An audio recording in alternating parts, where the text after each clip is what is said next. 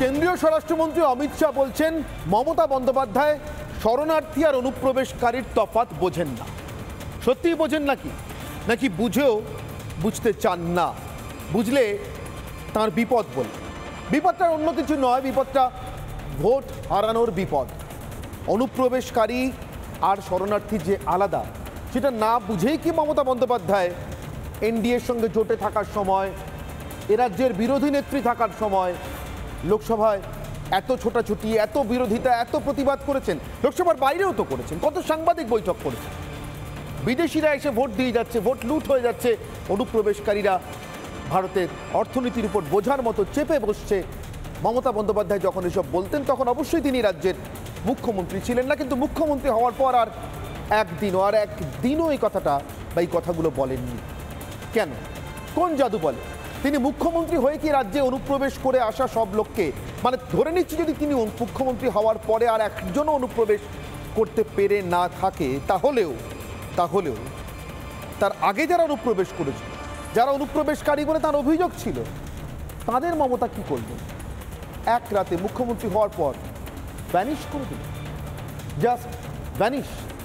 যদি ভ্যানিশ করতে না পেরে থাকেন তাহলে তাদের কি হবে? তাদের নিয়ে কটা চিঠি লিখেছেন কেন্দ্রীয় স্বরাষ্ট্রমন্ত্রী বা প্রধানমন্ত্রীকে মুখ্যমন্ত্রী হওয়ার পর মমতা বন্দ্যোপাধ্যায়? বিজেপির 2014 থেকে শাসনকালের কথা বাদ দিলাম, 2011 থেকে 14 বন্ধু দলের সরকার ছিল, তার জোট ছিল। ইউপিএ 2 নম্বর সরকারের সঙ্গে মমতা বন্দ্যোপাধ্যায়ের দলের মনমোহন সিং প্রধানমন্ত্রী ছিলেন, চিদম্বরম স্বরাষ্ট্রমন্ত্রী ছিলেন। কটা চিঠি লিখেছিলেন মমতা বন্দ্যোপাধ্যায় শরণার্থীদের নিয়ে? বড়মা বীণাপানি দেবীর পায়ে হাত দিয়ে বলে এসেছিলেন, তার দলের নেতারা শপথ করে এসেছিলেন সব মতুয়া, সব শরণার্থীরা নাগরিকত্ব পাবেন। আজ বলছেন সবাই নাগরিক, নতুন করে আমার নাগরিকত্ব দেওয়ার কি আছে? এই তফাৎটা সেই কারণেই আমার প্রশ্ন, আসলে কি বোঝেন না, নাকি বুঝেও বুঝতে চাইছেন না, পাশা পাল্টে গিয়েছে? আসবো বিতর্কে, তার আগে আজকের বিশেষ প্রতিবেদন। ক্যার সাথে এনআরসি রিলেশন আছে, মানুষের মধ্যে বর্ণ বৈষম্য, ছলনা, বঞ্চনা, নাগরিক অধিকার কেড়ে নেবার চক্রান্ত চলছে। নেই যুক্তি, নেই তথ্য, বুঝি শুধুই ভয় দেখানো। ইলেকশনের পরে আপনাদের সব কেড়ে নেওয়া হবে আর ওপার বাংলায় পাঠিয়ে দেওয়ার চেষ্টা করা হবে। আপনারা যেই দরখাস্ত করবেন আপনাদের সব নাগরিকত্ব ক্যান্সেল করে দিয়ে আপনাদের ডিটেনশন ক্যাম্পে নিয়ে চলে যাওয়া হবে।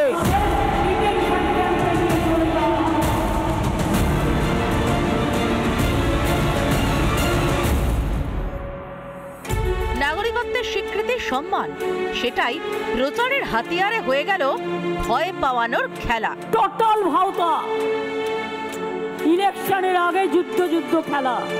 যে সে খেলা নয়, এ একেবারে আগুন নিয়ে খেলা, দেশের সুরক্ষা নিয়ে খেলা। যে মা মাটি মানুষের নামে অহরহ প্রচার চলে, সেই মা মাটি মানুষের সুরক্ষা নিয়ে ছিনিমিনি খেলা। টের পাচ্ছেন মা মাটি মানুষও। দুর্নীতিতে তিক্ততা বেড়েছে অনেক আগেই, এবার ভাঙছে ভরসা। वो दिन दूर नहीं है कि वहां पर भी भारतीय जनता पार्टी की सरकार आएगी और हम इसको कड़ाई से रोकेंगे।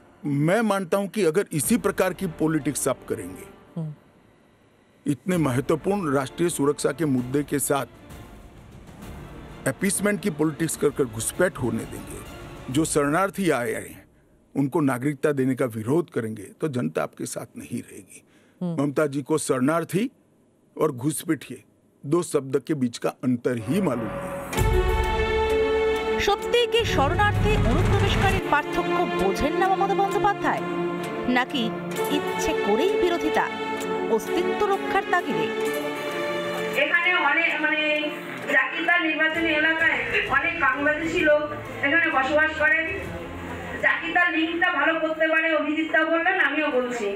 যদি লিঙ্কের কোনো সমস্যা হয়, বাংলাদেশ থেকে যারা এসছে ভোটার লিস্টের নাম তোলার সমস্যা, জাকিরদা এই কাজটা ভালো করে দেবে। আপনারা সবাই যোগাযোগ করবেন এই অফিসে। অনুপ্রবেশকারীদের ভোটের জোরেই কি এতদিন ক্ষমতায় মমতা? প্রকৃত শরণার্থীরা নাগরিক হলেই তো চিচিং ফাঁক। ধরা পড়ে যাবে কারা আদতে অনুপ্রবেশকারী, ধরা পড়ে যাবে কারা ভোটের নামে করে পারাপার। বাড়ি কোথায়? তুমি কি বাংলাদেশে? তুমি কি বাংলাদেশে? তুমি কি বাংলাদেশে? হ্যাঁ, আমি এখানে বাড়ি করেছি। বাড়ি কোথায়? বাড়ি কোথায়? বাড়ি কোথায়?